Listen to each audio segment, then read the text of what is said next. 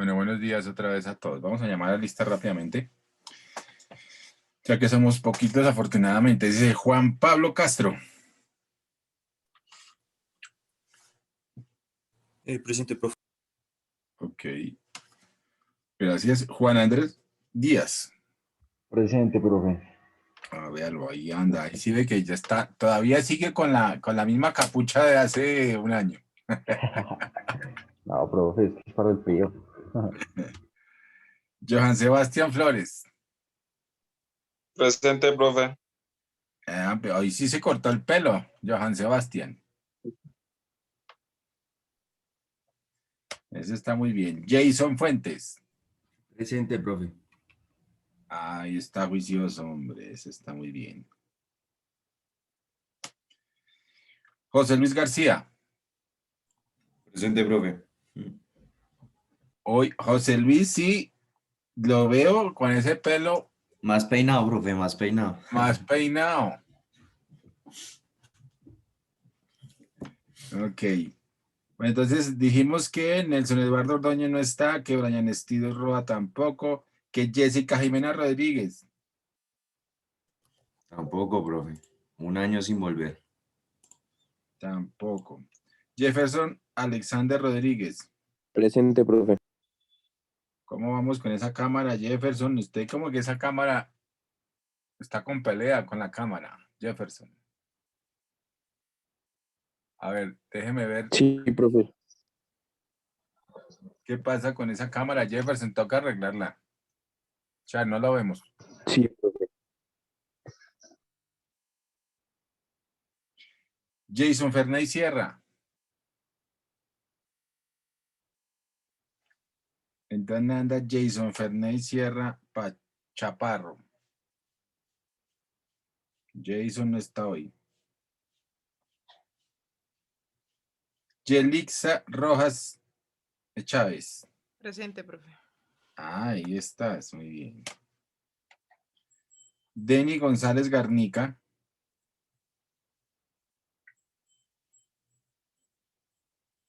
Denny González Garnica. Tampoco estás. Jason Daniel López. Muy pico. Jason Sierra está aquí en la... Jason ya llegó. En el waiting room estaba. Jason Sierra está. Sí, profe, acabo de llegar. Sí, acabo de llegar. Listo. Yelixa. Pero Denny González Garnica sí no está.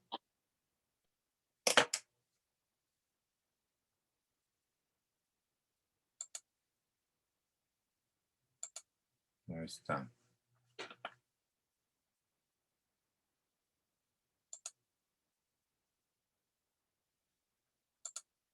Ok. Deshabilité ya ese tema. Daniel López. Daniel López.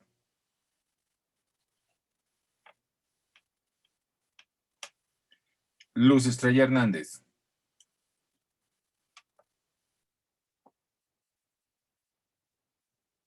Luz Estrella. No, no está tampoco hoy. Ok. ¿Quién es este Lenovo que está aquí, por favor? Lenovo, ¿quién es? Buenos días. Lenovo, ¿quién es? Por eso necesitamos que pongan el nombre allí porque aparece solo Lenovo. Necesitamos saber quién es Lenovo. Creo que es otro. ¿Profe, me escucha? Sí. No, pero Daniel López. ¿Quién es Lenovo? Daniel López. Sí, señor, sí, señor. Daniel, tiene que cambiarse, por favor, el nombre allí. Sí, señor, ya lo cambio. Exacto. Y Luz Estrella sí no llegó, no ha llegado. Bueno, listo, muchachos. Ok. Entonces, vamos a compartir acá pantalla.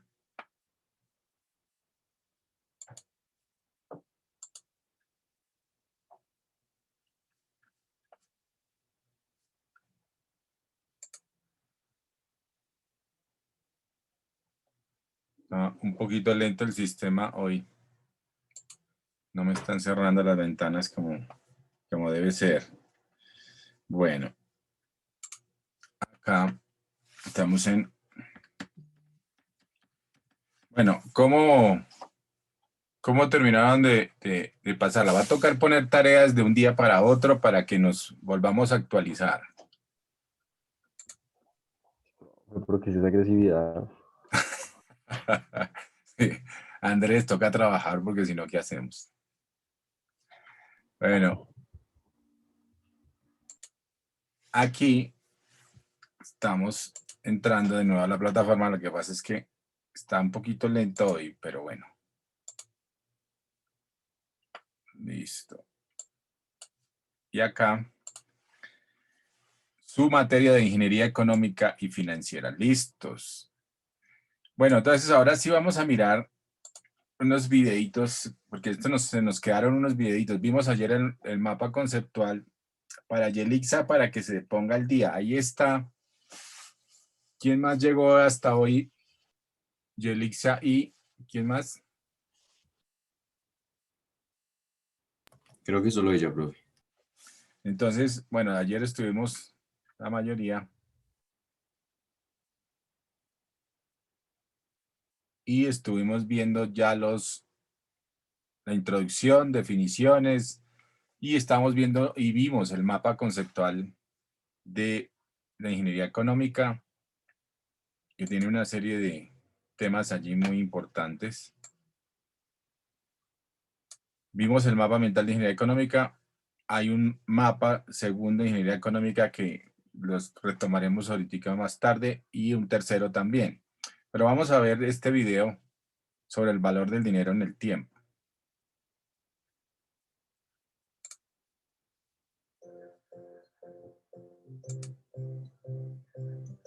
¿Ahí están viendo bien? Hola, bienvenidos. Mi nombre profe. es Jenny y yo estaré platicando contigo sobre el tópico de finanzas. A esta parte de la empresa se le conoce como análisis financiero o ingeniería económica o evaluación de proyectos de inversión. Pero no importa el nombre con el que tú denomines a esta parte del conocimiento. Entonces, esto es un repaso, pero obviamente se supone que, digamos, dentro de la carrera, ustedes deberían haber ya entrado a entender o haber visto todo lo que se habla de análisis financiero. Pero entonces, si no es tan repaso, pues de todas maneras lo vamos a revisar. Por eso ella aquí hace un análisis y dice una comparación. Dice que no importa cómo se llame, evaluación de proyectos, análisis financiero o análisis económico financiero.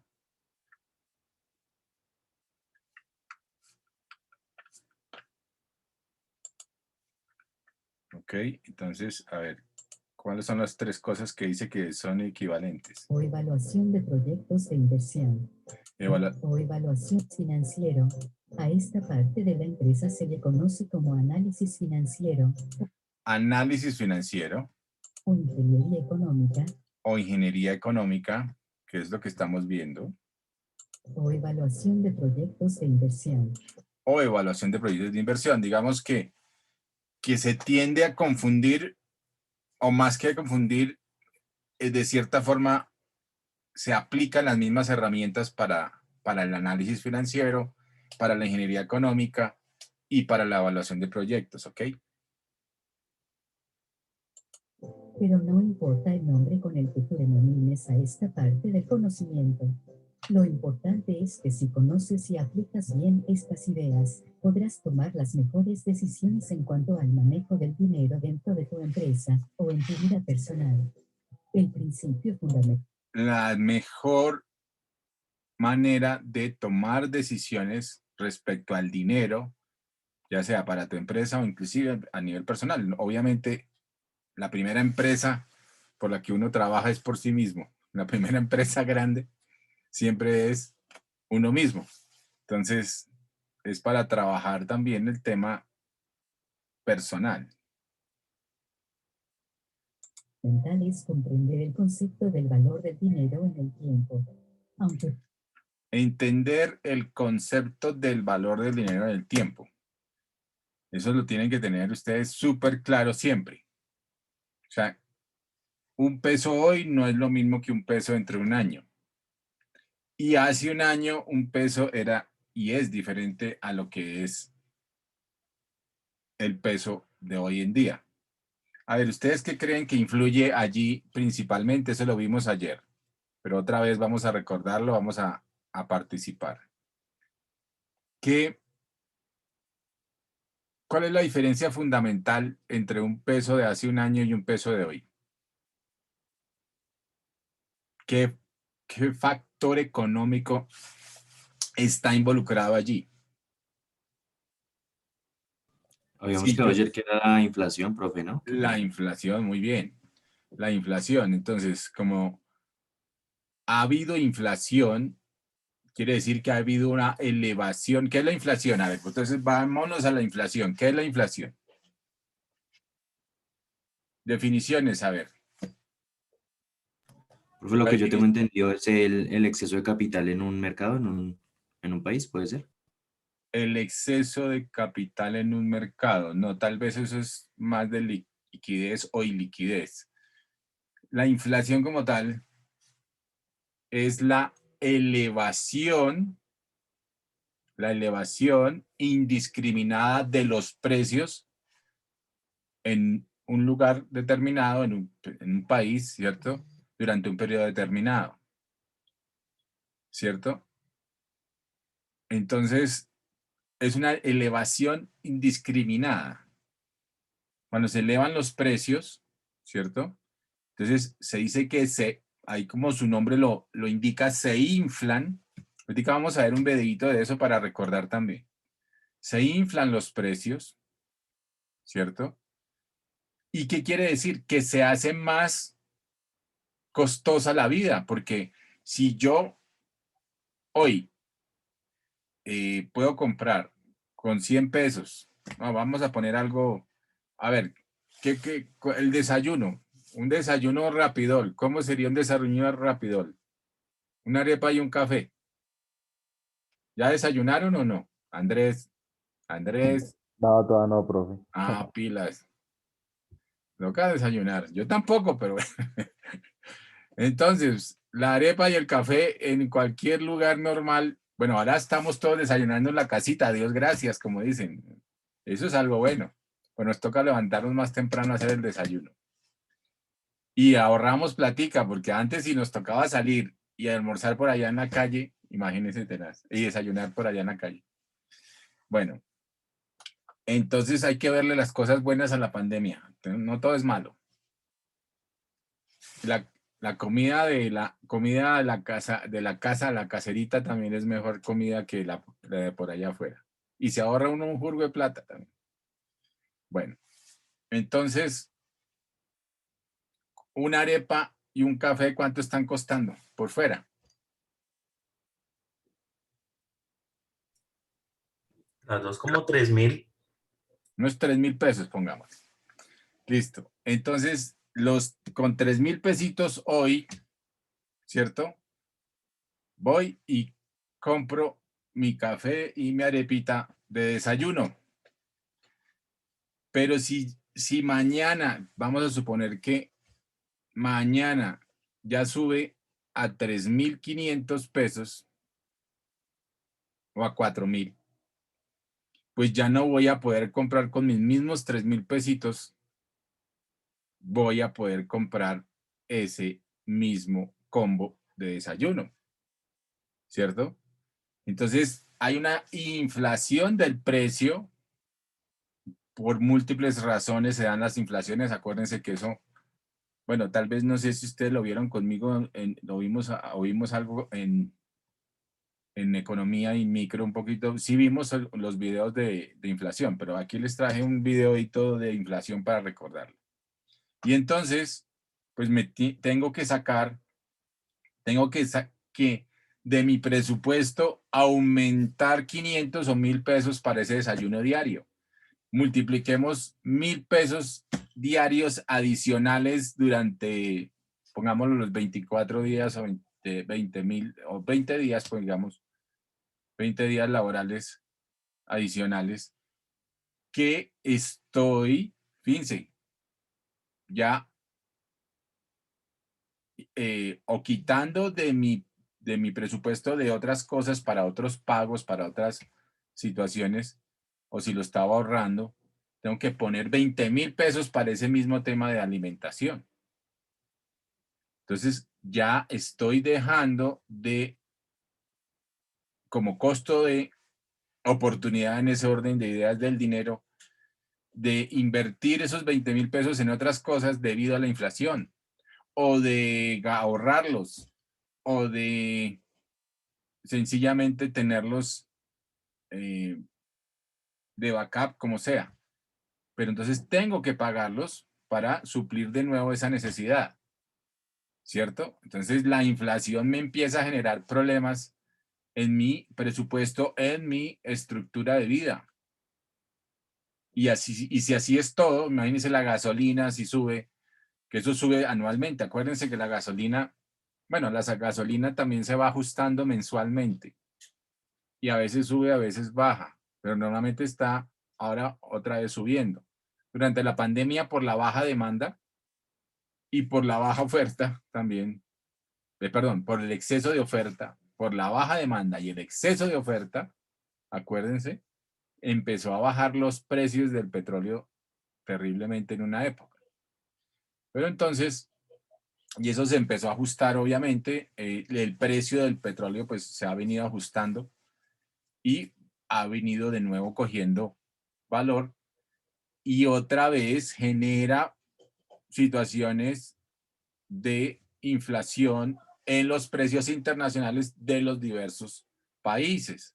La inflación es un tema mundial, de la economía mundial. El encargado de controlar la inflación, ¿quién es? Acuérdense. ¿Quién se encarga en un gobierno, en un país, de controlar la inflación? En Colombia, no nos importa a todos los demás. A ver, en Colombia, ¿quién controla la inflación? ¿Qué ente controla la inflación? Banco de la República. Banco de la República, muy bien, que es un ente independiente. Entonces, Banco de la República controla, hace lo necesario por implementar las políticas, ¿cierto? Las políticas monetarias para hacer control de la inflación, para que no se suba demasiado la inflación, porque eso sube lo que llamamos el costo de vida.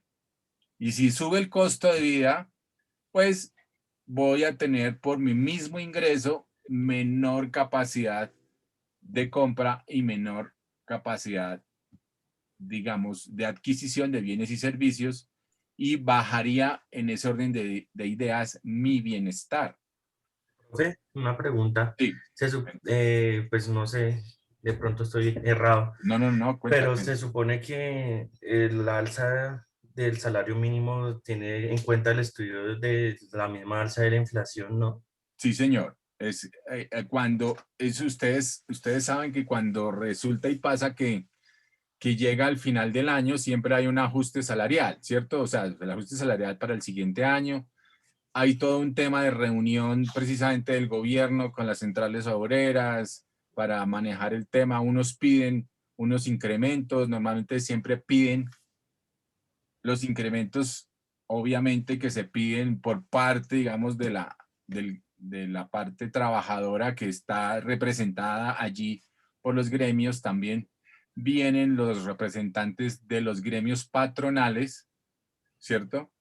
Y también se reúnen allí buscando que haya un consenso. Muchas veces no se da el consenso, o la mayoría de las veces no se da el consenso, pero a unos piden, por decir algo, del 10%, otros llegan y dicen, no, máximo el 4%. Y entonces el gobierno empieza a medir las cosas y a decir, bueno, pues que la inflación fue el 4%. Entonces, normalmente lo ajustan a la inflación.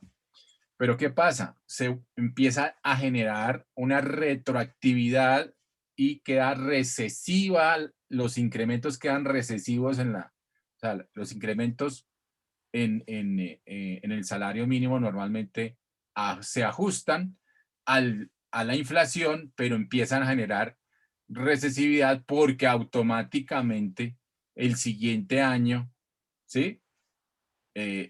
Todo se incrementa más o menos también en la misma proporción de la inflación, entonces de la inflación del año pasado, normalmente. Entonces, ¿qué pasa? Que es que el tema de la inflación fue el 4%, supongamos. Del 4%, entonces el siguiente año la gasolina se ajusta en el 4%, todo se empieza a ajustar en el 4%, y entonces la actualización del salario, que eso es lo que muchos economistas han dicho, pues queda allí de nuevo conjugada sin que haya un real incremento mayor del salario. O sea, se actualiza, pero no mejora, ¿cierto? En ese orden de ideas, José Luis. Entonces, sí, buena la pregunta. ¿Qué pasa? Es eso, que desafortunadamente allí queda conjugado el salario mínimo, pero no ha habido una mejora real, solamente se ajusta a la inflación, y como vuelve y sube, pues vuelve y tenemos una retroactividad, digamos, negativa. No ha habido un ajuste al alza, sino al equilibrio, digamos, o al mantenimiento inflacionario. ¿Ok? Eso es lo que pasa desafortunadamente con el salario mínimo. Por lo menos, bueno, ahora, mucha gente dice no, pero, y sobre todo el gremio patronal dice no, pues estamos ajustándolo al salario, y como es del lado patronal, que es el que paga los salarios, entonces dice no, pues está bien, está ajustado a ese precio. Cuando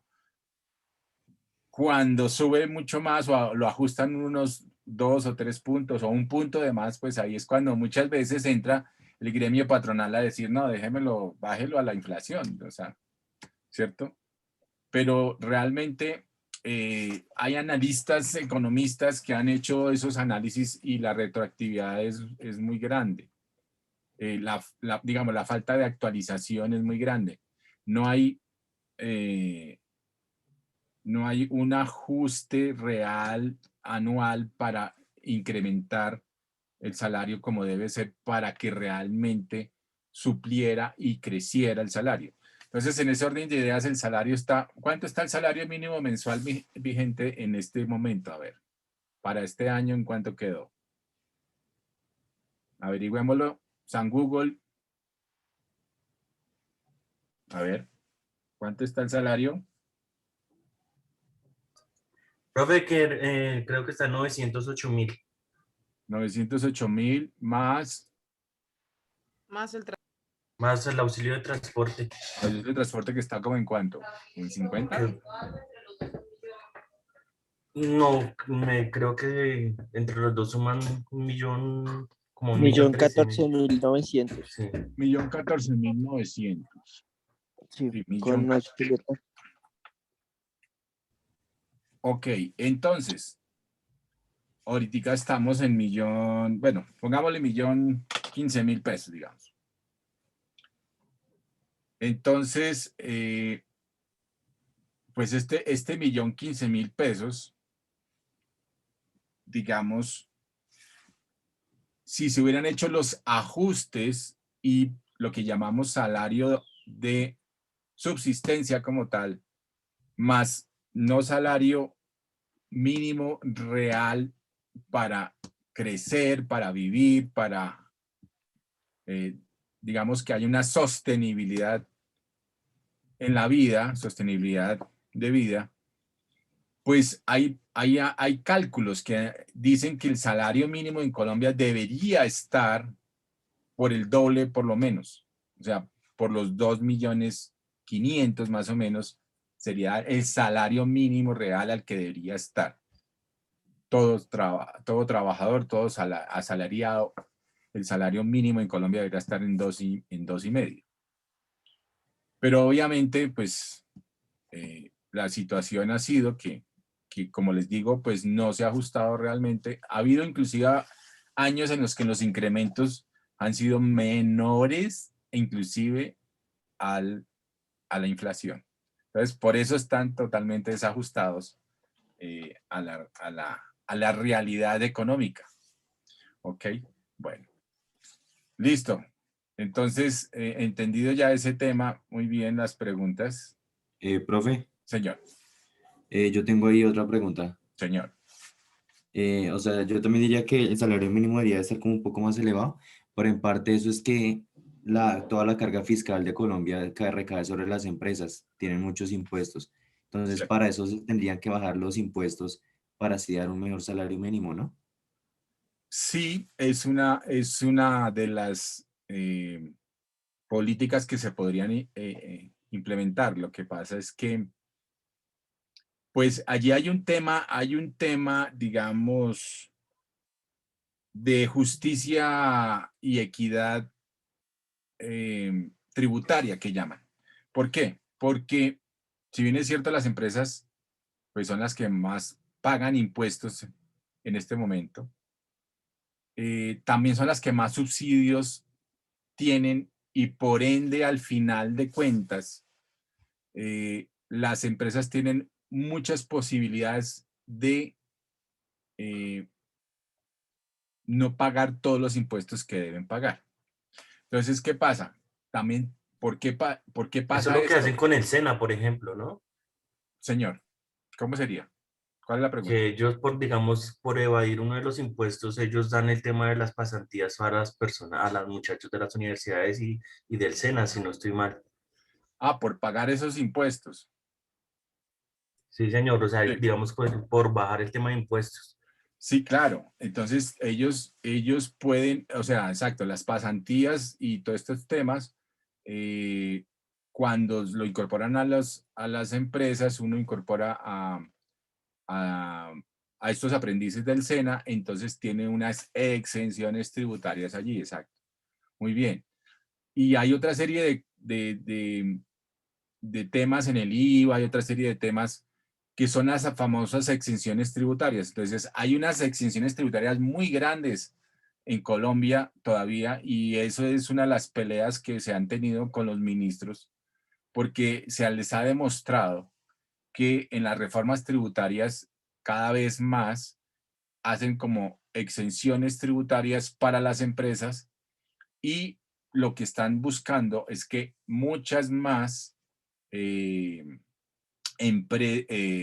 más personas paguen impuestos. Entonces se aumente lo que se llama la famosa masa tributaria. Entonces todavía estamos en esa dicotomía entre o cobrarle más a las empresas porque ganan también más o bajarles y ampliar esa masa tributaria. Las últimas reformas lo que han hecho es aumentar la masa tributaria, o sea, que todos tributemos, si se amplía la masa tributaria, y tratar de hacerle estas exenciones y bajarle para que los empleadores, para que las empresas pues puedan mantener los puestos de trabajo, utilicen, digamos, esos beneficios, es que ahí es donde está el cuidado del cuento, utilicen esos beneficios precisamente para creación, más generación y creación de empleo y que mejore la economía de todo el mundo. Pero allí se presenta esa otra situación, pues la mayoría buscan es, eh, obviamente, generar riqueza, pero para los socios y los dueños de las empresas, y se empieza a generar una inequidad en la que muchos pagan impuestos y las empresas con mayores beneficios no pagan impuestos. Entonces, hay que generar unas líneas de equilibrio en la tributación, que es lo que muchos economistas y muchos tributaristas expertos, contadores expertos han estado planteando para la nueva reforma tributaria. Lo que pasa es que aquí las reformas tributarias eh, son aprobadas por el Congreso, son politizadas, son manipuladas, o lo que llaman el famoso lobby de las empresas, más de las empresas más grandes que están haciendo lobby para que no les apliquen más impuestos, sino que más bien les hagan exenciones tributarias. ¿Sí? Entonces, esa es la situación. Aquí tenemos una politización de ese tema. Y por eso, y la ley que aprueba la reforma tributaria, pues es una ley, es un tema que sale y pasa por el Congreso y eso politiza la situación. Entonces, desafortunadamente eso pasa en Colombia también. En muchos países también pasa lo mismo y empieza a haber todos esos problemas. Amplían, por ejemplo, el famoso IVA, ¿cierto? A toda la canasta familiar, por ejemplo, a más productos de la canasta familiar. Eso en la última reforma ampliaron la cobertura la cobertura, digamos, de más alimentos y más elementos de la canasta familiar. Entonces, allí pues obviamente, ¿a quién afecta si aumenta el IVA para la canasta familiar, para más elementos de la canasta familiar? Pues afecta realmente, y eso es un tema de digamos, el manejo de los impuestos, porque hay impuestos progresivos y hay impuestos regresivos. Es decir, hay impuestos que en la medida en la que, como por el famoso impuesto a la riqueza, ¿cierto? Entonces, en la medida que usted gana más, impuesto al patrimonio, en la medida que usted tiene más patrimonio, pues paga más impuestos. Eso es un impuesto progresivo y es un impuesto que debe ser. Lo que pasa es que aquí se está utilizando precisamente lo que les estoy diciendo, el lobby, la vaina, para que esos impuestos tengan exención tributaria de alguna fórmula. El IVA es un impuesto regresivo y que afecta mucho a la clase media y a la clase baja en una sociedad. ¿Por qué? Porque si le aplican, vamos a suponer, y todo el mundo está de acuerdo, sí, pónganle el IVA a la carne, pongan el IVA a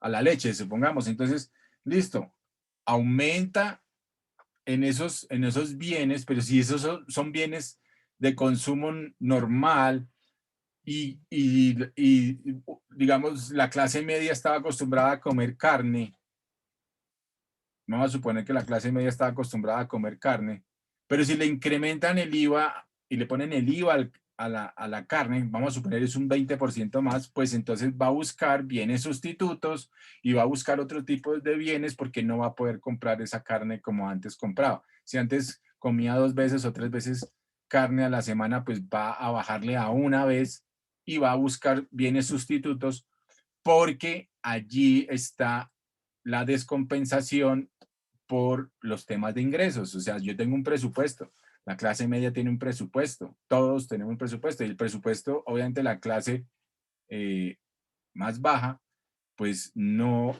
es suficiente a veces ni siquiera para comer agua de panela y arepa diario. Es que hay diferencias sociales muy fuertes en Colombia y en muchas partes del mundo y en todo el mundo hay diferencias sociales, obviamente, pero hay unas mucho más marcadas y mucho más fuertes en muchos países.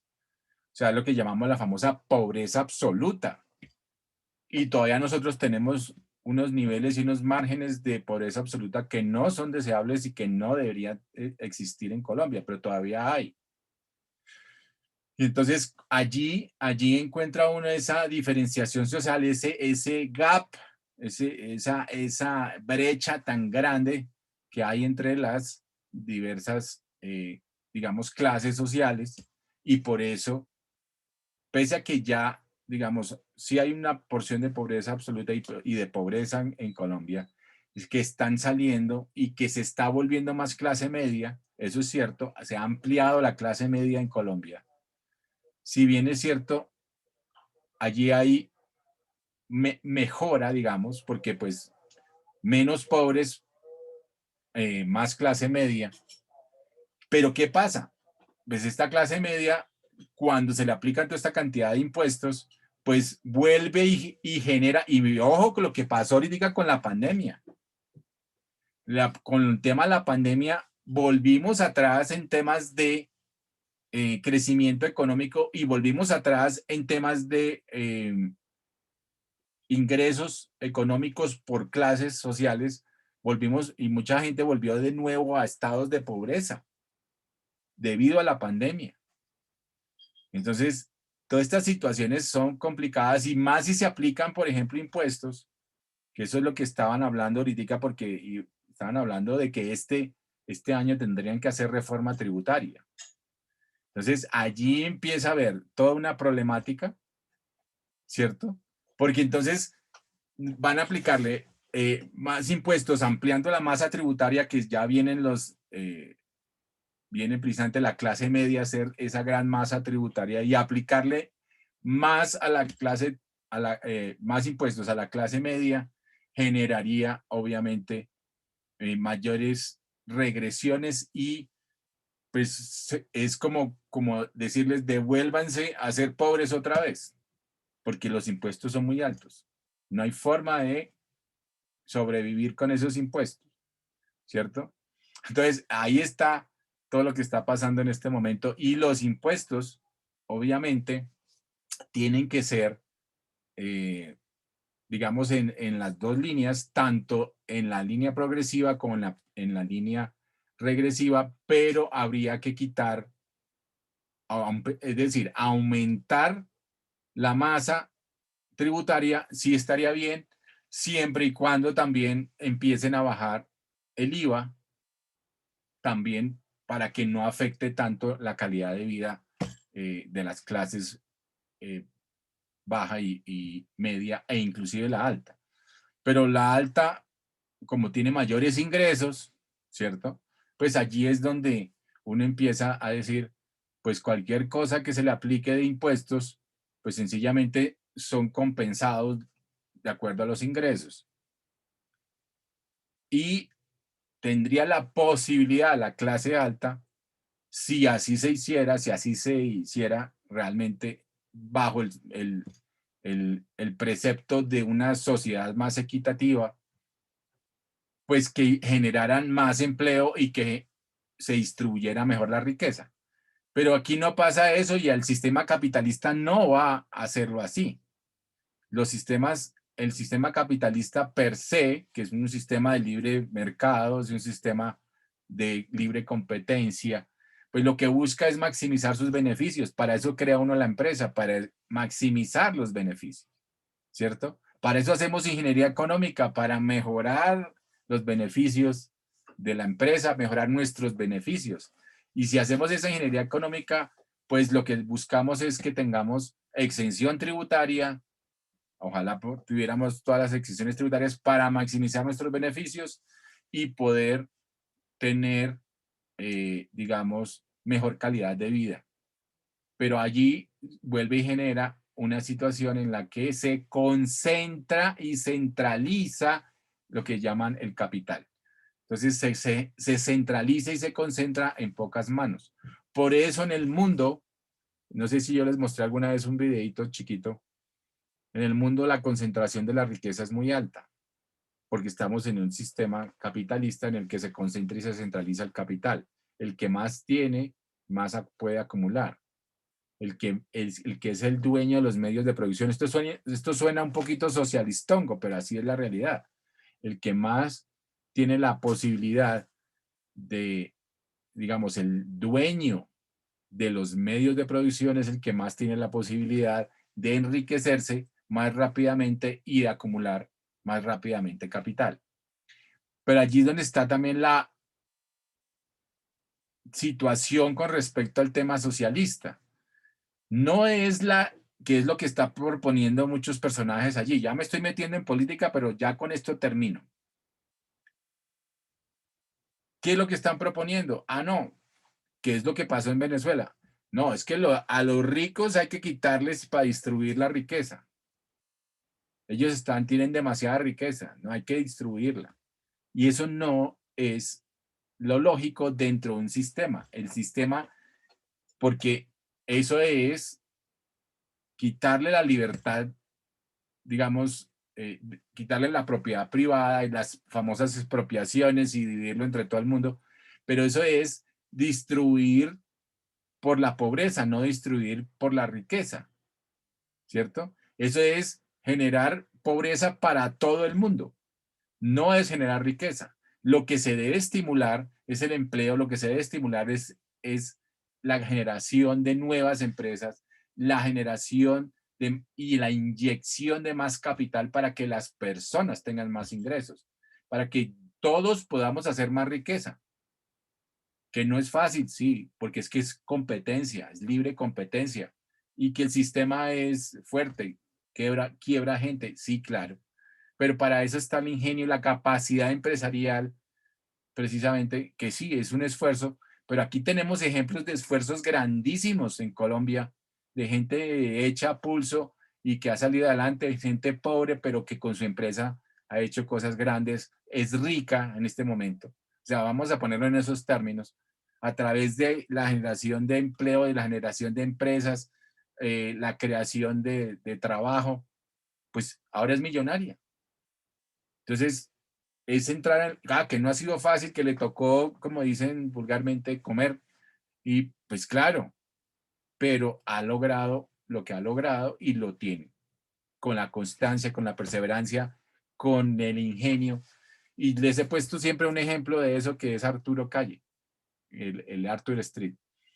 El hombre, y vea que lo que hizo en la pandemia él no cerró, él mantuvo a los empleados, es decir, cuando hubo confinamiento cerró a todo el mundo, claro, pero a los empleados no echó a ningún solo empleado.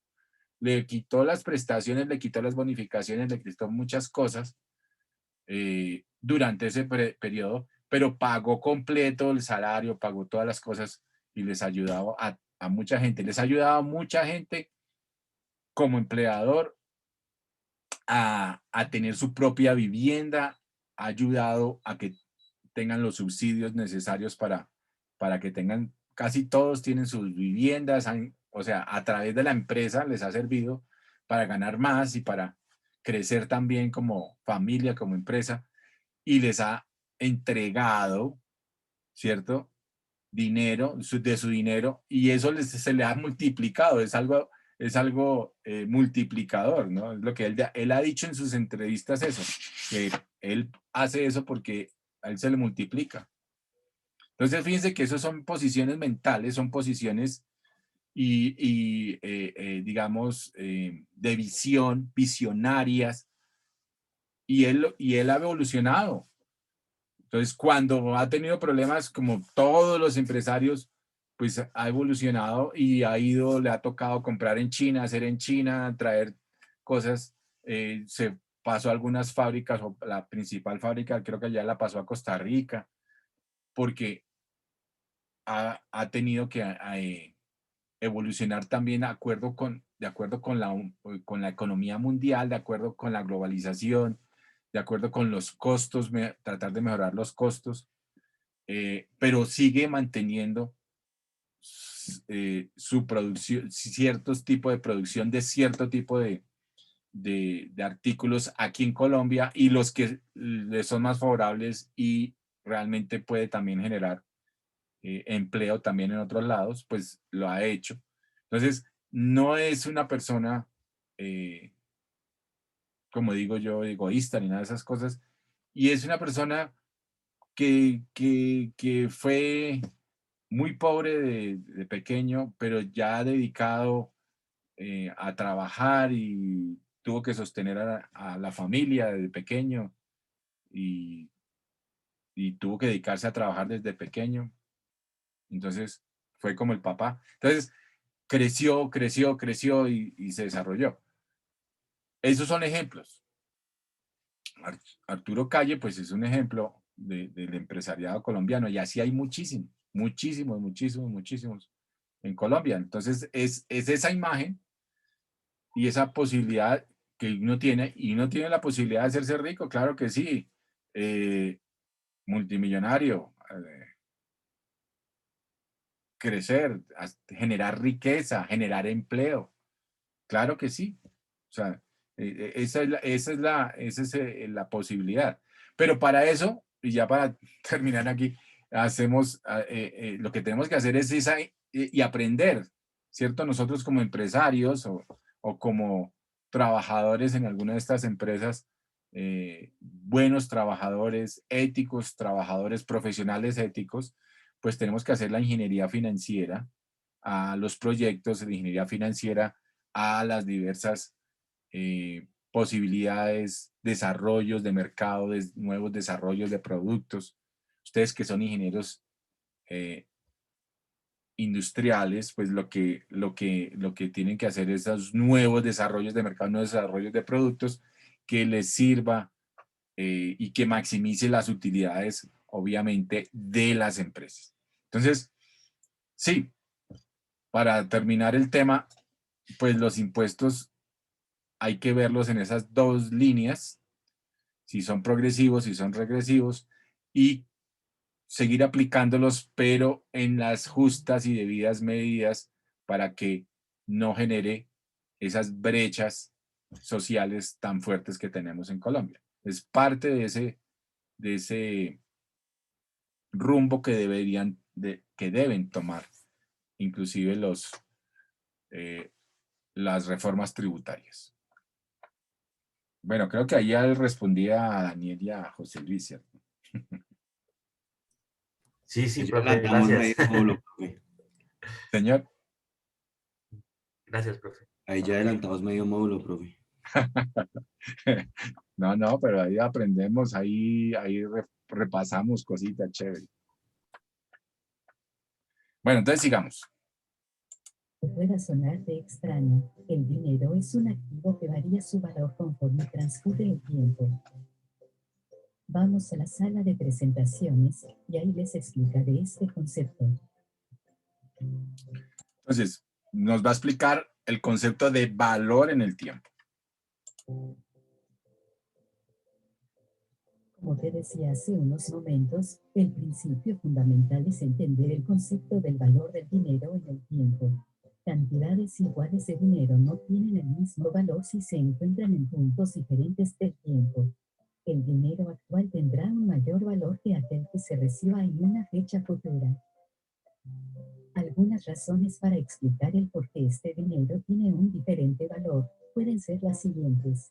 Este dinero se puede invertir ahora para ganar alguna tasa de interés, o bien, el poder adquisitivo puede cambiar con el tiempo debido a la inflación. Por ejemplo, el día de hoy, una casa podría tener un valor de $100,000, pero seguramente la misma casa tendrá un valor más alto dentro de 10 años. Esto significa que si dentro de 10 años obtenemos esos $100,000, esto ya no será suficiente para adquirir este bien. Esta es una de las razones por la cual, al solicitar dinero a un banco, esta entidad nos cobra una tasa de interés, además de que el banco también desea obtener una utilidad. Entonces, allá ya viene el concepto de tasa de interés, ¿no? Entonces, hablábamos también de que el Banco de la República en su momento, y para controlar también la inflación, es la que maneja la famosa tasa de crédito, es decir, la tasa bancaria e interbancaria. Entonces, y es la que dice, oiga, y esa tasa obviamente ha bajado en Colombia, en todos los países, esa tasa que la controla el Banco Central, en el caso de los Estados Unidos, que es la Reserva Federal de los Estados Unidos, la Reserva Federal, bajó inclusive la tasa a cero por el tema de la pandemia, por el tema de estimular el crédito. ¿Y qué hizo Estados Unidos? Imprimió mucho más dinero también. ¿Qué pasa con esos dos temas? Tenemos tasas de crédito bajas, ¿cierto? Más o menos más bajas, incrementa la necesidad o la posibilidad de aumentar el endeudamiento. Entonces las personas vuelven y cogen crédito, o sea, con unas tasas de interés más bajas, pues entonces hay mayor acceso a el dinero o mayor demanda de dinero. Eso es un tema de oferta y demanda también de dinero. Entonces, lo que estoy estimulando con las tasas bajas es que aumente la demanda de dinero y otra vez la gente quiera tener dinero. Cuando hay crisis, como el tema de la pandemia, cuando hay problemas económicos y hay crisis económica, ¿se acuerdan de los ciclos económicos? ¿Sí se acuerdan de los ciclos económicos? Crecimiento, recesión, no, desaceleración, recesión y recuperación. Y recuperación, muy bien, esas son las 4 fases del crédito, del ciclo económico, muy bien, las 4. Entonces, allí el crédito se comporta en esas 4 fases de diferente forma, acuérdense. Entonces, si estamos en crisis, pues lo que hace el Banco Central, en este caso, lo que hizo la Reserva Federal de los Estados Unidos, fue bajar las tasas. ¿Se acuerdan de ese video que vimos sobre cómo funciona la máquina de la economía de Ray Dalio? ¿Sí se acuerdan de ese o no? Diría que no, profe. No se acuerda, bueno, me va a tocar volverlos a poner a ver esos videitos. No me ponen cuidado a veces con esos videos que son buenos. Bueno, entonces, y decía en esa máquina de cómo funciona la máquina de la economía de ese video de Ray Dalio, decía que uno muchas veces podía bajar la tasa de interés, o el Banco Central bajaba la tasa de interés, pero ya no daba más. Entonces tenía que buscar, y si está en cero, pues no puede estar en menos 0, en menos 3, ¿no? La tasa de interés ya está en cero, ya. Pero entonces allí se puede presentar una problemática que haya desinflación total, pero también haya un desempleo total y no hay un estímulo a la economía. Entonces buscan otra herramienta, monetaria para estimular el crédito, para estimular la demanda de dinero, para que otra vez, después de esa crisis que estamos abajo en esa recesión, hagamos lo necesario para volver a esa reactivación económica y que vuelva o sea, haya esa aceleración, estamos en crisis y haya una recuperación económica, que eso es lo que estaba buscando después de la pandemia todos los países, ¿cierto? Todas las últimas políticas del gobierno y las leyes que ha sacado el gobierno precisamente son para la reactivación económica. Entonces, eso es lo que busca efectivamente hacer de nuevo crecer la economía. Y allí la tasa de interés es muy importante, pero también, que ya está en cero, supongamos, aquí bajó la tasa de interés, pero se mantiene en el 1% en Colombia. Es muy baja, pero no se tuvo que bajar inclusive a cero, afortunadamente. Y lo que hicieron en Estados Unidos fue, para aumentar eso y aumentar la liquidez en la economía, fue imprimir dinero. Fíjese que se imprimieron casi 300 mil millones de dólares, se le inyectaron a la economía. Al imprimir dinero, pues obviamente hay liquidez en los mercados, hay liquidez en los, digamos, hay ingresos, y esa liquidez se pagó inclusive con subsidios. O sea, se estimuló al mercado, se estimuló a los trabajadores que no tenían trabajo en ese momento debido al confinamiento, y lo mismo se hizo en Colombia. Aquí también se dieron algunos grandes subsidios en el sentido de tratar de abarcar a muchas personas, pero pues no dio toda la cobertura que se quisiera. Pero sí se hizo ese mismo estímulo de darles unos subsidios de subsistencia realmente para que pudieran comprar un mercado, para que pudieran comprar. También se les dieron mercados en algunos casos, inclusive en especies se les dieron los famosos mercados, ¿cierto? Y también se dio esos subsidios para que las personas pudieran tener algunos ingresos y pudieran aumentar la demanda se incrementara la demanda de bienes y servicios de nuevo y otra vez estimular a la economía. Fíjense que esa es la ruta que tiene el Banco Central, el Banco de la República, y en Colombia también se imprimió dinero. No sé si volvieron a ver los billeticos de y los sacaron también los billeticos, los famosos billetes, los yeras, los de 100.000, ¿sí los volvieron a ver o no? Sí, profe. Volvieron a aparecer los billetes de 100.000 y nuevos de 50.000 muchísimos. Se imprimieron muchos billetes nuevos de 50.000. Entonces, ha habido las dos, lo que llaman aumentar la oferta monetaria, que eso lo hace el Banco de la República, y bajar las tasas de interés, controlando, obviamente, la inflación y ayudando a que la economía se estimule, aumentando la demanda monetaria que llaman. Se aumenta al imprimir el dinero, se aumenta la oferta monetaria para que haya también demanda monetaria. ¿Ok? Bueno. Supongamos que vivimos en un país en donde la tasa de inflación anual es del 5%. Entonces, estamos suponiendo un país con una tasa de inflación del 5%, es bastante alta. Bueno, tampoco es tan alta, porque en Colombia normalmente esa tasa estaba controlada y está controlada en el 4%, ¿cierto? Entonces debemos esperar lo siguiente. Esto es, si compramos la casa el día de hoy, el valor será de $100.000. Pero si compramos la casa dentro de un año, el valor será de $105.000. A un Este valor lo 5% podemos deducir anual, de ¿no? la siguiente manera. Dado que la tasa de inflación es del 5% anual, entonces el valor que debemos pagar dentro de un año se obtiene como. Este valor representa el valor futuro de ese capital dentro de un año. Por ejemplo, para obtener el valor de la casa dentro de 2 años, ahora debemos hacer lo siguiente. De esta manera, podemos seguir así hasta obtener el valor que tendremos que pagar por la casa dentro de 10 años.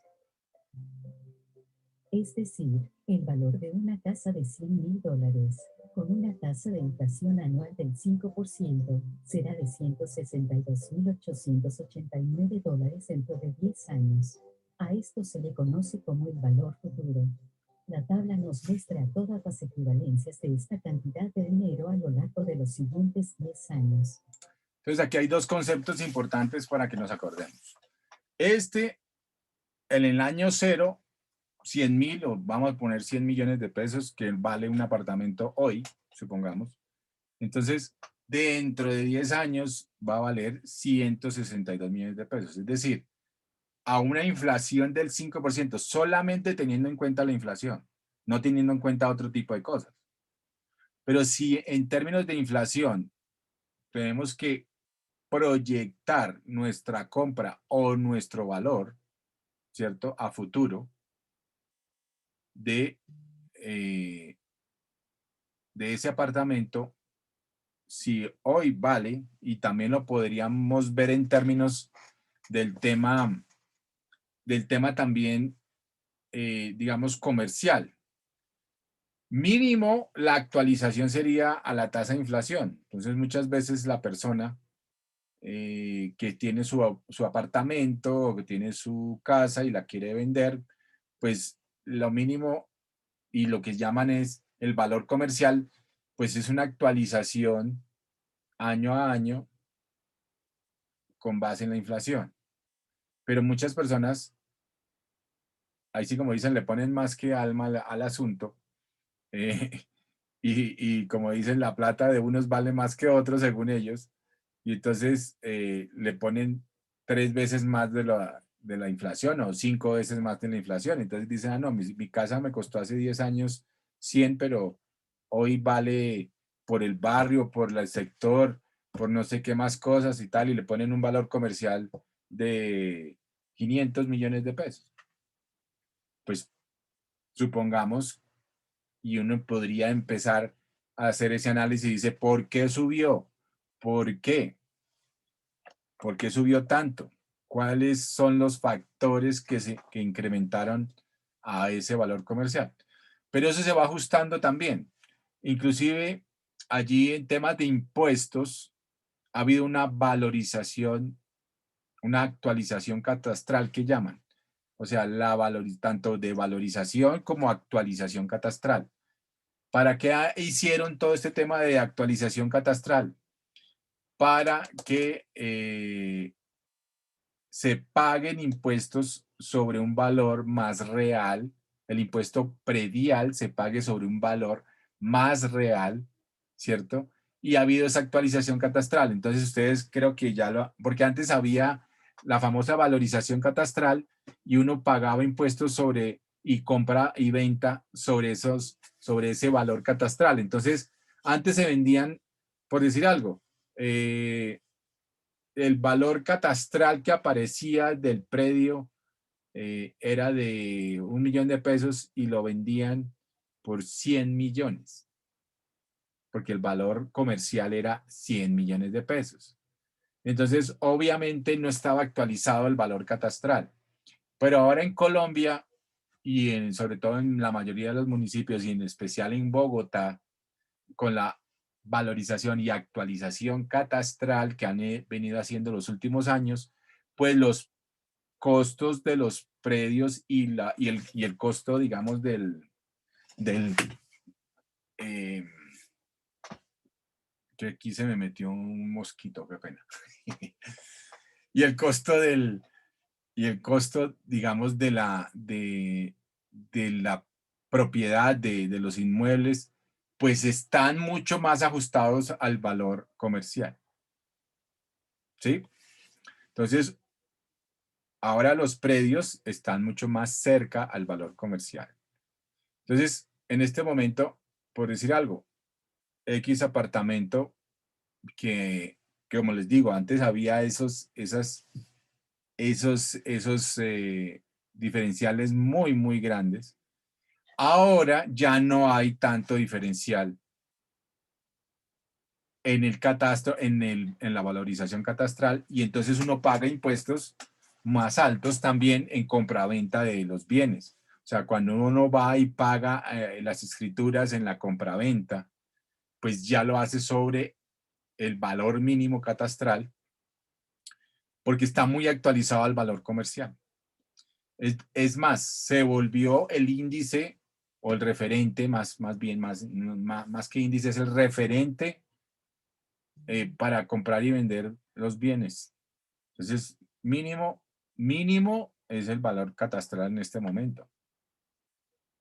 En las notarías, el valor mínimo que uno coloca, así pague un poquito más o así pague inclusive un poquito menos, el valor que aceptan, tanto para beneficencia, catastro y registro, y la superintendencia de notariado y registro, revisa ese tema, solamente, o sea, tiene que estar sobre la base del valor catastral. Si se paga menos impuestos de beneficencia y este tema de catastro y registro en la compraventa de un bien, si se pagan menos impuestos, normalmente entra la DIAN a verificar y puede poner multas. Entonces, ojo con eso.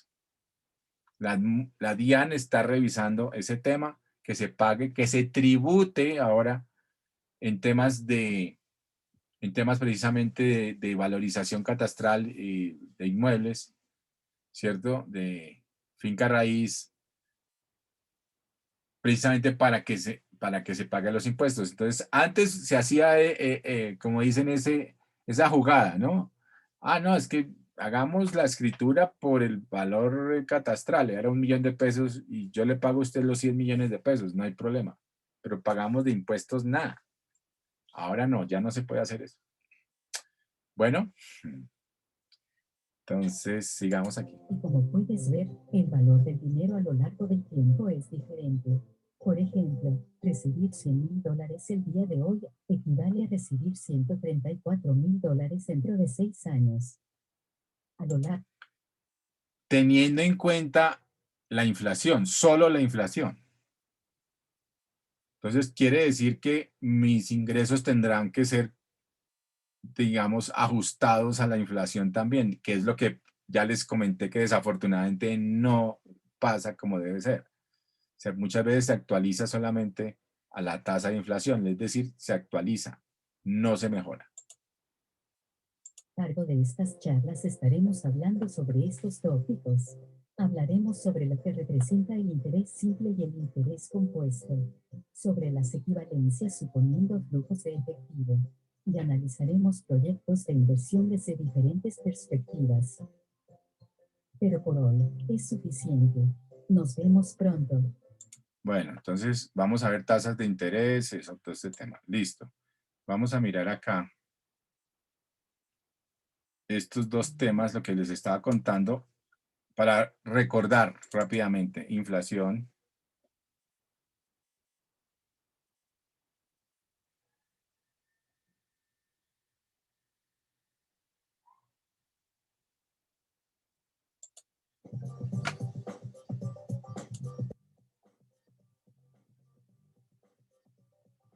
¿Estamos viendo bien? Sí. Sí, señor. Ok, gracias.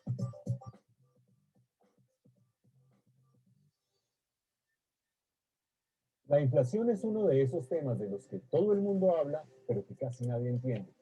Por ejemplo, las amas de casa se quejan de la inflación cuando van al supermercado y se dan cuenta que la plata no les alcanza para comprar todo lo que necesitan. Los trabajadores también piensan en la inflación cuando cada año van donde su jefe a negociar un nuevo salario. Los ahorradores temen a la inflación y por eso deciden sacar la plata que tienen debajo del colchón para que no pierda valor y llevarla a un banco para que les den intereses. Pero la inflación ha llegado a ser tan grave en algunos países que incluso ha llegado a generar grandes problemas políticos. Por favor. Está claro que la inflación es importantísima para nuestras vidas. Imagínense, no solamente limita la cantidad de cosas que podemos comprar, sino que además incide en la negociación de nuestros salarios y puede llegar a tumbar a un gobierno. Por eso es importante que entendamos qué es la inflación y qué hay que hacer para controlarla. La definición de inflación no es muy complicada. Los libros de economía nos dicen que es una situación en la que se presenta un aumento generalizado y persistente de los precios de un país. Pero esta definición por sí sola no es muy útil si no sabemos primero qué son los precios, de qué dependen y por qué pueden aumentar de manera persistente y generalizada. Entendido de una manera mucho más simple, el precio de un producto es el valor relativo que la gente le da a ese producto en una economía. Señorita, hágame un favor, ¿a cómo las empanadas? Por ejemplo, si en una economía una empanada tiene un precio de 1.000 pesos y una gaseosa tiene un precio de 2.000 pesos, eso quiere decir que el valor de esa empanada es la mitad del de una gaseosa. O lo que es lo mismo, que el valor de esa gaseosa es el doble del de la empanada. Pero como sería muy enredado llevar las cuentas de los precios de las empanadas en términos de gaseosas, de los de las gaseosas en términos de empanadas, y así con todos los bienes de la economía, es mucho más fácil poner todos los precios en términos de una unidad común, la moneda. En Colombia la moneda oficial es el peso, y por eso los precios se fijan en pesos. Si yo tengo 10.000 pesos para gastar, puedo comprar 10 empanadas de 1.000 pesos, o puedo comprar 5 gaseosas de 2.000 pesos, o cualquier combinación de esos productos que termine sumando 10.000 pesos. ¿Pero de qué depende que un producto tenga un precio más alto o más bajo? Podemos dar la respuesta de una persona del común o la respuesta de una persona especializada como un economista, que en el fondo son la misma respuesta. Una persona del común, por ejemplo, sabe que si hay cosecha de mangos, va a encontrar gran abundancia de mangos en el supermercado y su precio será relativamente bajo. Esa misma persona sabe que si quiere llenar el álbum del Mundial de Fútbol y le falta la lámina del jugador de moda, que es la lámina más escasa, tendrá que pagar un alto precio para conseguirlo. La persona del común también sabe que el precio de un producto depende además de qué tanta gente quiera comprarlo. Los economistas explican todo esto con dos conceptos muy simples, la oferta y la demanda. Si la oferta de un producto es muy grande, por ejemplo, los mangos en cosecha, su precio tenderá a bajar. En cambio, si la oferta de un producto es restringida, por ejemplo, la lámina escasa del álbum de fútbol, su precio tenderá a subir. ¿Y qué pasa con la demanda? En este caso la relación es al revés. Si la demanda por un producto es muy alta, por ejemplo la demanda por sombrillas en una tarde lluviosa, el precio de las sombrillas tenderá a subir. En cambio, en una época de clima seco, la demanda por sombrillas tiende a bajar y el precio también se va para abajo. Pero no nos desviemos del tema. Decíamos que la inflación es un aumento generalizado y persistente del nivel de precios de un país. Eso quiere decir que la inflación no aumenta si solamente sube el precio de la lámina del jugador más popular del mundial y tampoco la inflación desaparece si solamente baja el precio de los bancos. La inflación no se refiere a los movimientos puntuales de esos productos específicos, sino a movimientos generalizados de todo el nivel de precios de la economía. De esta manera, si uno dice que una economía tiene una inflación de 10% en un año, quiere decir que el promedio de precios de todo el país se eleva en 10% durante ese año. De la misma manera, si la inflación en un país es del 100% anual, quiere decir que el nivel promedio de precios de toda esa economía se duplica en un año. Desafortunadamente, algunas veces la inflación se sale de control y termina acabando con la estabilidad económica de un país. Ese es el caso, por ejemplo, de Zimbabue, en el África, que en el año 2008 tuvo una inflación tan alta que los precios se duplicaban cada 24 horas, erosionando por completo la capacidad adquisitiva de la gente. En América Latina también ha habido casos de gran inflación, como por ejemplo los de Brasil, la Argentina y Perú en los años 80. Y hace poco, los de Venezuela. Venezuela ha tenido una hiperinflación del 30.000%. Entonces, ha sido terrible. Por eso Venezuela tiene la economía más complicada de Latinoamérica en este momento. Colombia también ha tenido periodos de gran inflación, como por ejemplo los de la Guerra de los 1000 días a finales del siglo XIX y comienzos del siglo XX, cuando el aumento de los precios alcanzó un promedio anual de 390%. Afortunadamente, en los últimos tiempos, la inflación en Colombia ha estado bajo control, sobre todo después de que la Constitución de 1991 estableció la independencia del Banco de la República. Hasta aquí hay dos cosas que han quedado totalmente claras. La primera, la inflación es un aumento persistente y generalizado del nivel de precios de un país. La segunda. Bueno, anoten eso, por favor, quiero verlo en su cuaderno. La inflación es un aumento persistente y generalizado en el nivel de precios de un país. Si quieren pueden aumentarle la palabra que yo les había puesto también allí, indiscriminado, un aumento indiscriminado, persistente y generalizado en el nivel de precios de un país. La inflación tiene un gran impacto sobre nuestras vidas, desde la fijación de nuestros salarios, pasando por las cosas que podemos comprar, hasta poder afectar incluso a la estabilidad política de un país. Entonces, allí afecta el poder adquisitivo. Es lo que llamamos, la inflación tiene el gran impacto sobre nuestras vidas, es sobre nuestra calidad de vida, porque impacta nuestro poder o el poder adquisitivo. ¿Ok? El poder adquisitivo. La inflación tiene un gran impacto sobre nuestras vidas porque impacta nuestro poder adquisitivo. Listo. Eso era que es inflación. Ahora miremos este costo de oportunidad o coste de oportunidad lo llaman aquí los españoles. ¿Escuchas economistas hablar en la tele y no te enteras de nada? No te preocupes. En Economía empezamos con una serie de vídeos para explicar los conceptos más importantes de la economía. En este vídeo explicaremos en menos de 3 minutos un concepto fundamental de la teoría económica, el coste de oportunidad. La vida está llena de decisiones y situaciones en las que tenemos que elegir, y esto implica renunciar a cosas. Si estamos entre comprarnos un pantalón o una camisa y elegimos el pantalón, renunciamos a comprar la camisa. El valor de aquello a lo que renunciamos al tomar una decisión es lo que llamamos en economía coste de oportunidad. Esto ocurre porque los recursos son escasos.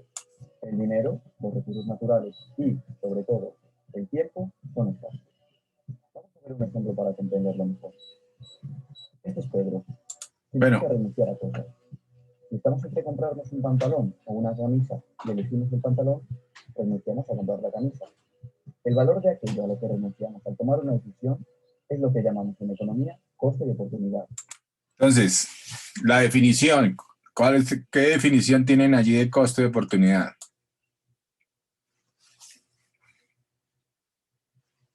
¿Cuál es la definición de costo? El coste porque lo está diciendo en español, pero Realmente estamos hablando de costo de oportunidad. Entonces, a ver, lo que acaba de decir aquí el señor, es el valor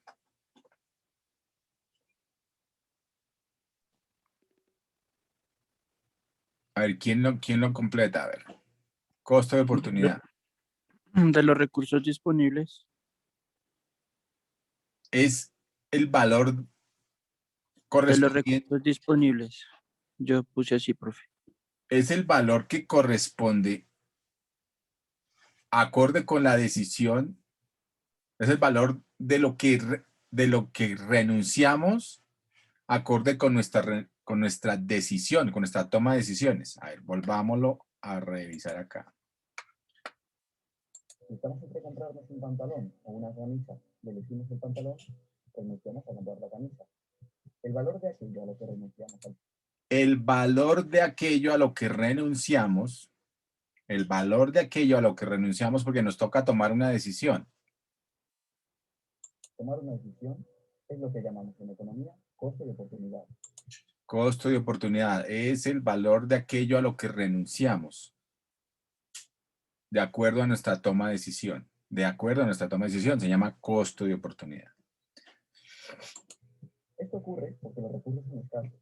El dinero, los recursos naturales Y ocurre, obviamente, hay costo de oportunidad porque es el principal problema de la economía, que siempre la tenemos que lidiar porque lidiamos con la escasez. El principal problema de la economía es la escasez. Entonces tenemos recursos limitados, tenemos capital limitado, tenemos presupuesto limitado, tiempo, que el tiempo es limitado, dinero, que es limitado, recursos en general son los limitados, y necesidades también, que las necesidades en contraprestación y en contraste, el contraste entre los recursos y entre las necesidades es que los recursos son escasos, son limitados, son finitos. En cambio, las necesidades son ilimitadas, son abundantes e infinitas, ¿no? Ese es el contraste. Entonces tenemos necesidades infinitas.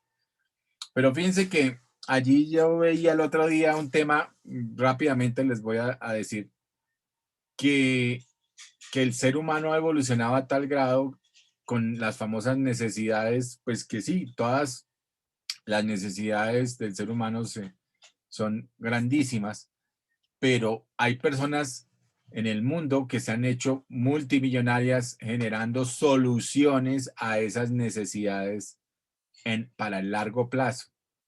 Entonces, por ejemplo, hay personajes como Elon Musk que encontraron solución al tema de los vehículos y del transporte a través de los vehículos eléctricos, ¿cierto? Entonces, y ahora esas grandes fábricas, está generando grandes fábricas para producir estas grandes, digamos, soluciones para cambiar el sistema al sistema eléctrico, ¿cierto? Y que haya menos polución. Entonces, fíjense que hay cosas que son positivas, como todo tiene cosas positivas y negativas. Pues ahorita construir un vehículo Tesla pues está generando unos costos a la humanidad, pero cada vez más está buscando que las fábricas sean más ecoeficientes, que sean más autosuficientes, me está buscando una cantidad de cosas que realmente van a generar mejor impacto medioambiental y mejor impacto social. Están bajando el precio de los vehículos, también de los vehículos Tesla. Está combinando otra serie de empresas para mejorar precisamente también el tema energético. Entonces, tiene una empresa que se llama Solar City, dedicada a la generación de celdas solares y de celdas solares en las famosas tejas para energizar con energía solar toda una casa. Está creando las famosas Powerwall, que son las empresas, son las grandes baterías de litio, ¿cierto? De gran concentración de energía y que no se explotan, de ion litio, y ha venido mejorando esas baterías también, las famosas Powerwall, para poder tener la acumulación de los paneles solares para la energía que necesita una casa. Entonces están haciendo unas cosas realmente muy, muy interesantes que que van a funcionar a futuro y que van a servir a futuro. Entonces, en un futuro, pues, vamos a tener una Powerwall, por ejemplo, supliendo, vamos a poner un edificio o una casa. Entonces, con ciertos paneles solares van a captar esa energía y esa energía va a llegar a nuestro Powerwall, ¿cierto? En nuestra casa o nuestro apartamento. Y de allí, el Powerwall está conectado tanto a la energía solar como a la energía de la calle.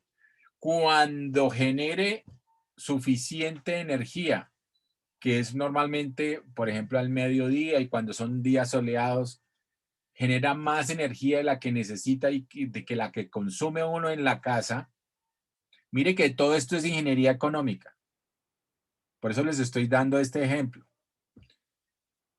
Y entonces va a tener la posibilidad de inyectar energía a la red y usted está haciendo en ese momento, cuando tiene más energía, acumula sus baterías, pero como ya tiene exceso de energía que está produciendo a la red, a su red interna, pues va a poder sacar y devolver energía a la red, a la red externa, y allí se vuelve un tema de compensación energética en la que usted normalmente, si ha hecho una inversión, compra paneles, compra su panel solar, compra sus inversores, compra todos los temas para tener su propia energía, pues puede devolver a la red eléctrica externa energía y puede sencillamente no volver a pagar impuestos, no volver a pagar energía eléctrica. Entonces puede hacer ese tipo de cosas. Vea lo interesante de eso. Pero eso hay que hacerle también a cada proyecto, y eso en Estados Unidos se está dando. Uno puede ya devolver a la red. Aquí en Colombia todavía estamos en esos temas de regulación. Se han dado los primeros pasos para que uno pueda eso se llama ser generador energético, generador de energía. Y cuando uno es generador, pues tiene la capacidad precisamente de devolverle a la red y que me paguen por esa generación de energía. Como cosa rara aquí, las grandes empresas, las que tienen el control precisamente y el monopolio del sistema energético nacional, pues no dejan tan fácilmente tipo Enel, tipo Codensa, etcétera, todos estos personajes, pues no dejan tan fácilmente que haya regulación, porque obviamente el negocio de ellos es vender energía, y energía producida por, en este momento, las hidroeléctricas, producida por las termoeléctricas, y obviamente si entra en esta matriz energética esta nueva posibilidad, pues no quieren que eso crezca, porque pues se les acaba el negocio, ¿sí o no? ¿No? Dejan de vender vatios de energía y pierden dinero, o dejan de ganar, más bien, como los bancos, dejan de ganar. No es que pierdan, es que dejan de ganar. Ok, entonces el costo de oportunidad allí pues es muy grande, ¿cierto? Si uno hace ese tipo de inversiones. Fíjense que obviamente el costo de oportunidad también tiene que ver con un tema de ahorro, con un tema de inversión,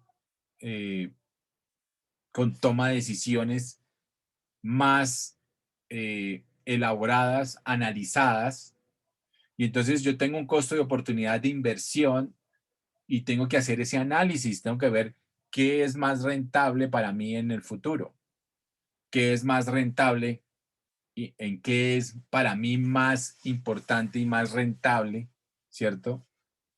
Y para mi empresa o para la sociedad hacer cierto tipo de inversiones. Pues puedo hacer inversiones en este momento, por ejemplo, de energías alternativas, pero pues todavía están muy costosas y de pronto, dependiendo la industria, dependiendo la empresa, todavía mi costo de oportunidad no me da para hacer esa inversión. Pero en este momento puedo estar renunciando a hacer esa inversión, más sin embargo, a un futuro, cuando tenga ya otra serie de condiciones, mi costo de oportunidad sí me da y debo hacer esa inversión. Esa es la clave para hacer ese análisis de qué me conviene financiera, económica, logísticamente, dependiendo en lo que yo vaya a invertir. Pero tengo que analizar mi costo de oportunidad. ¿Sí está entendido?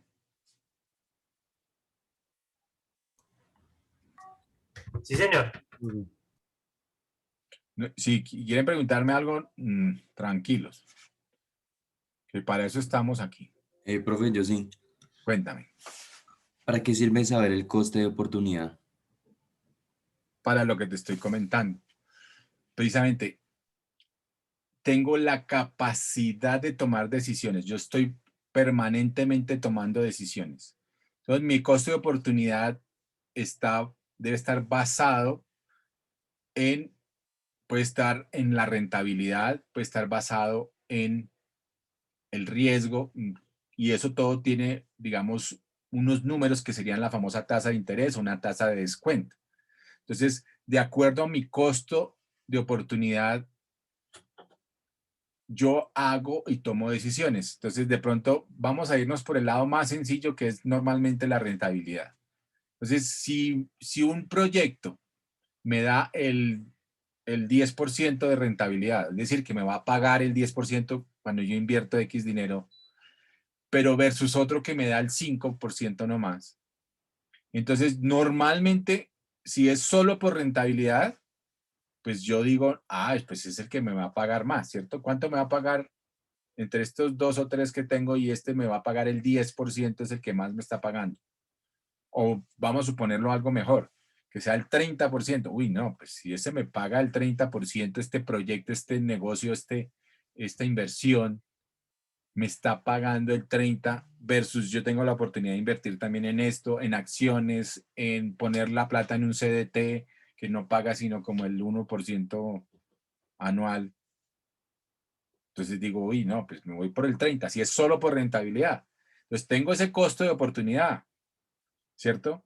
Que es hacer ese análisis, ese análisis de las diferentes alternativas, pero mi costo de oportunidad no es tan simple ni tan sencillo el análisis como si fuera solamente rentabilidad. Obviamente eso da ya un parámetro muy grande y eso depende como usted pondere, haga una ponderación de las diversas variables que están dentro de ese costo de oportunidad.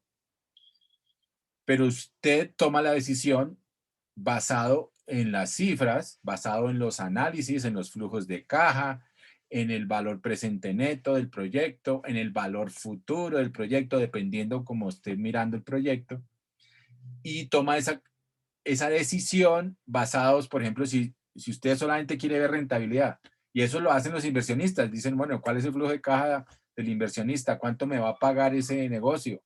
¿Cuánto me está pagando? ¿Cuánto me va a pagar esa inversión? O sea, ¿cuánto voy a recibir? ¿Qué tasa de interna de retorno tiene ese proyecto? ¿Sí? Todas esas son herramientas para ver mi costo de oportunidad. Y entonces digo, aquí me está pagando este proyecto el 30%, este me paga el 10%, este me paga el 1%. Si dejo la plata quieta, ¿cuánto me paga? ¿Versus qué? Versus un CDT. No, pues obviamente allí el riesgo es cero. Yo pongo la plata en un banco, en un CDT, pues el riesgo es cero. Pero si lo meto en un proyecto, que ya me supone de pronto pagarme el 30%, ahí ya tengo que empezar a ver otras variables. Puede que la rentabilidad sea muy buena, sea el 30%, claro, es muy buena, es excelente. Pero tengo que empezar a mirar y sopesar el riesgo, porque allí el riesgo ya es mucho más grande también. Entonces tengo que también sopesar el riesgo. Entonces fíjense que tengo que también ver mi costo de oportunidad basado también en términos de la inflación, porque qué inflación también tengo allí, cuánto versus la inflación. O sea, no, si una tasa, si me van a pagar, si me van a dar con una tasa de interés, digamos, que es menor que la inflación, pues yo no estoy ganando nada allí. Entonces, mi costo de oportunidad allí es diferente y tengo que buscar de pronto otra inversión que me pague más, ¿cierto? Que me pague una mejor tasa de inversión. Entonces, mi costo de oportunidad me sirve para tomar decisiones, las decisiones más acertadas posibles de acuerdo a los criterios con los cuales yo quiero beneficiarme eh, o con los cuales yo quiero tener, aumentar mis beneficios, con los cuales yo quiero aumentar mis beneficios. Entonces, ese es el costo de oportunidad. Y en todo, todo tiene un costo de oportunidad porque estoy dejando de elegir o de hacer algo por invertir o hacer otra cosa. Entonces, ustedes tienen un costo de oportunidad, en este momento, ustedes tienen un costo de oportunidad sopesado porque están recibiendo clase, porque han invertido en su educación y su costo de oportunidad en este momento para la mayoría de los que están haciendo esta inversión, pues es una inversión en la que van a recibir un título, ¿cierto? A la postre, si estudian, obviamente, pasan los exámenes, si están juiciosos, si no se duermen en clase, si se ponen en cámara para verlos. A ver, veámoslos en cámara, porque todos, yo no sé en qué están, hola. Jason Fuentes, pónganse en cámara. Daniel López, pónganse en cámara. José Luis, Andrés, Sebastián, pónganse en cámara, es que no los veo. Traten de estar en cámara. Yelixa, ya te veo. José Luis. Bueno, ¿qué pasó, Andrés, con ese gato? No, profe, ¿qué puedo hacer? Yo estoy en la clase. Ese gato está más interesado en la clase No, profe, ¿cómo así? Con los dos nos ayudamos. Daniel. Bueno, ahora veo a Daniel. Daniel está con el hijo. Bueno, ¿cómo se llama ese gato, Andrés? Ah, ese gato es de mi mamá, profe. Le puso un nombre todo raro. Se llama Kroll. Ah, bueno. Kroll. Bueno, no. O troll. Troll. Se llama Kroll. Bueno, Juan Pablo, ¿qué pasó con la cámara? Juan Pablo está dormido todavía. Ajá. Johan Sebastián Flores, ¿en qué anda? No lo veo en cámara. Daniel López, ¿qué pasó con la cámara?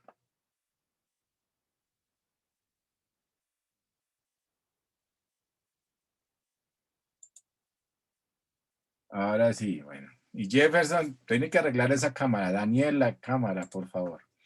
Bueno, Ya mañana soluciono eso. bueno, entonces, mi costo de oportunidad tiene que ver precisamente con lo que renuncio, ¿cierto? Y me da esa posibilidad de analizar de la mejor forma posible cómo voy a tomar mis decisiones para maximizar o beneficiarme mucho más, para maximizar mi beneficio. ¿Ok? Para eso es el costo de oportunidad. Esa es la cuantificación del costo de oportunidad. ¿Ok, José Luis? Sobre todo para invertir. Ustedes lo que les estaba contando, tienen en este momento, ya tienen un costo de oportunidad porque vamos a suponer que en vez de estar durmiendo, bueno, hay unos que a veces duermen en la clase también, ¿no? Me preocupa. pero, pero en vez de estar en otra serie de cosas, pues están invirtiendo su tiempo en su educación. Luego, su costo de oportunidad en este caso es positivo, están maximizando su utilidad en el servicio, en el sentido del tiempo que están incorporando y utilizando para su educación. Eso les va a generar a futuro pues muchos más ingresos, más beneficios. Lo están haciendo, lo que les quiero decir es que lo están haciendo muy bien, es una inversión a futuro. No solamente por tener un título, sino por tener los conocimientos para poder precisamente responder ante la situación laboral, ante la situación personal, ante muchas situaciones, lograr tener conocimientos para solucionar problemas propios de terceros, de la sociedad, del mundo en general. Ese es el costo de oportunidad. Se están educando. Entonces, fíjense que tienen un costo-beneficio allí muy alto de costos. Este costo de oportunidad, lo que haría sería cuantificar en este momento, y ustedes le apostaron por la educación. Quiere decir que para ustedes, ¿cierto? Maximizan sus beneficios educándose en este momento. Allí están maximizando sus beneficios. Y por eso tomaron la decisión de estar aquí haciendo clase, educándose. Entonces, y el costo de oportunidad en términos muy secos o muy estrictos, muy directos, sería versus estar trabajando y recibiendo un salario o versus estar durmiendo. Entonces, hay personas que dicen, no, yo prefiero estar durmiendo. Bueno, pues entonces perdieron la plata, pero perdieron la inversión, porque pues si están durmiendo, después no responden al examen, después no les va bien en la clase, perdieron la platica que invirtieron en la universidad. ¿Cierto? Perdieron la plática. Entonces, allí está incorporado el costo de oportunidad de acuerdo a mi toma de decisiones. Lo que dejo de hacer tiene un costo de oportunidad, ¿cierto? Versus lo que estoy haciendo, versus la decisión que tomé. Y eso me sirve para maximizar mis utilidades, mis beneficios. ¿De acuerdo, José Luis? Profe, otra pregunta. Sí. ¿Hay una unidad de tiempo establecida para evaluar los dos, digamos que los dos caminos, por decirlo así? Sí, normalmente, digamos, tú puedes hacer la evaluación en términos de tasas de interés, ¿cierto? Entonces, la rentabilidad, por ejemplo, te da una tasa de interés. Es una tasa de interés. O los flujos de caja lo haces en términos de tasas de descuento. Descuentas una tasa mínima a la que tú esperas una rentabilidad.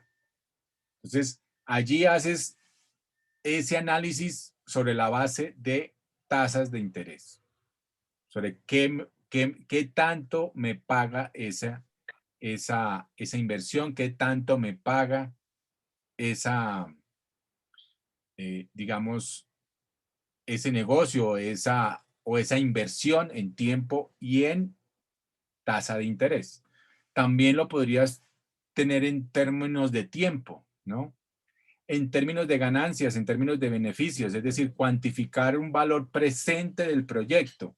Entonces, tú llegas y haces la evaluación del proyecto y haces unos flujos de caja a futuro en Excel proyectados y te dice que vas a tener tantos ingresos, que vas a tener tantos egresos, haces ese flujo de caja proyectado de esa inversión. Y al final dices, aquí me quedan unos saldos. Cuando descuentas esos saldos año a año, incluyendo la inversión, tienes un valor presente neto del proyecto.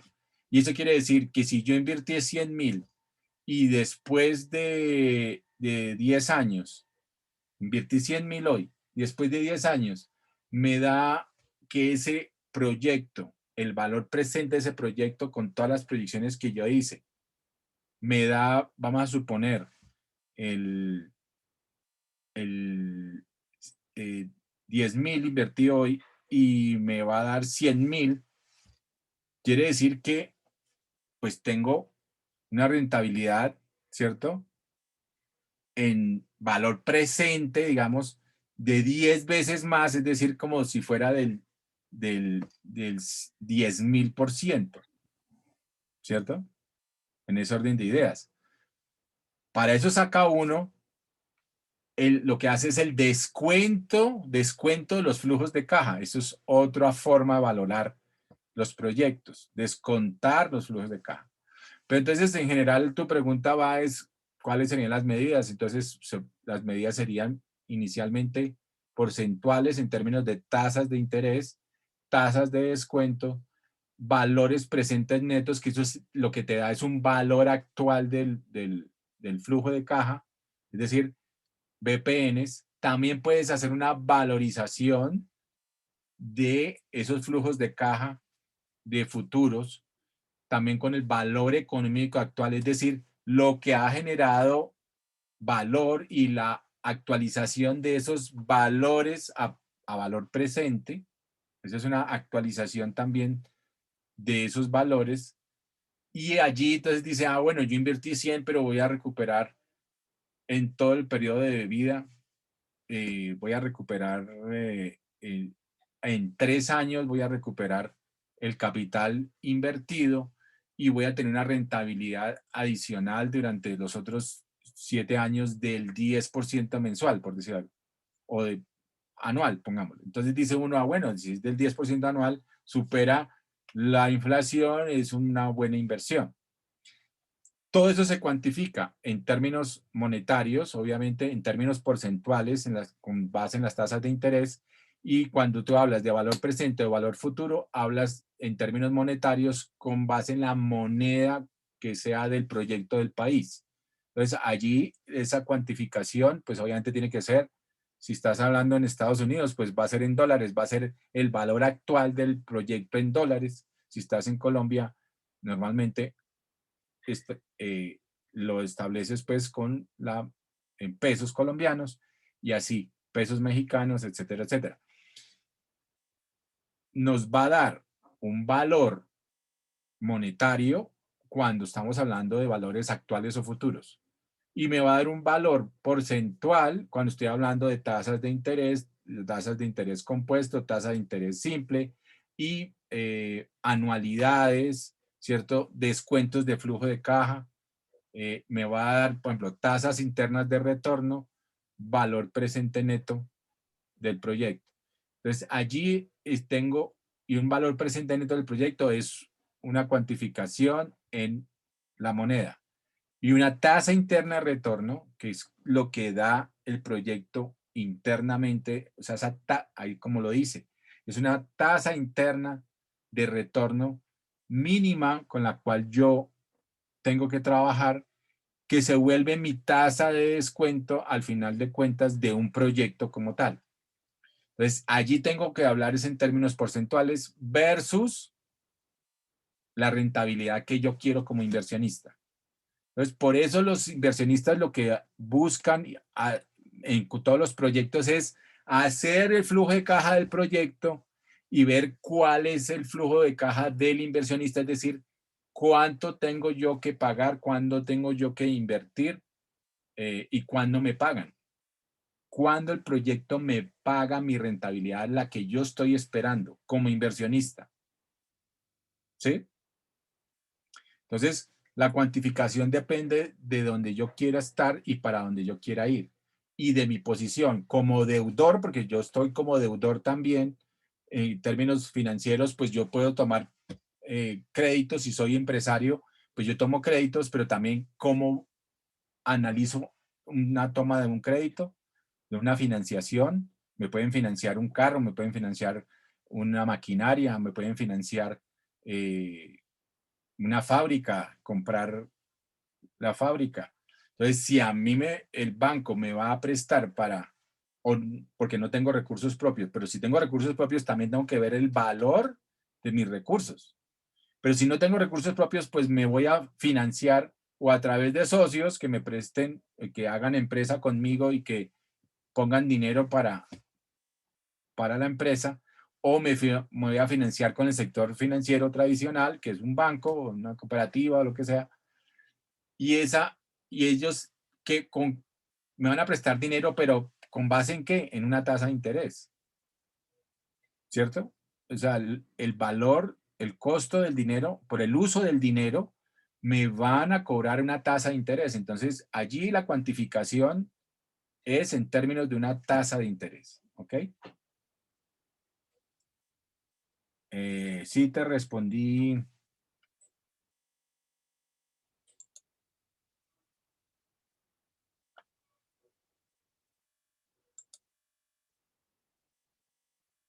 ¿Sí? ¿Comprendido? Se me fueron. Se me cayó la conexión, profe. Ah, bueno, ya volviste, José Luis, pero bueno, sí te entendí, sí te respondí, bueno. Sí, ¿Sí? sí, profe, ya quedó más claro. Ok. Listo, entonces terminemos. Ya, uy, ya me pasé. Bueno, muchachos, Sí. qué pena. En Bueno, todo profe. caso, Un poquito, profe, tranquilo. en todo caso, bueno, es que este tema es interesante y apasionante, como pueden ver. Bueno, entonces nos vemos mañana. Seguimos aquí con este tema. Estamos pues en todas las, como dicen, las primeras de cambio, pero aquí en los...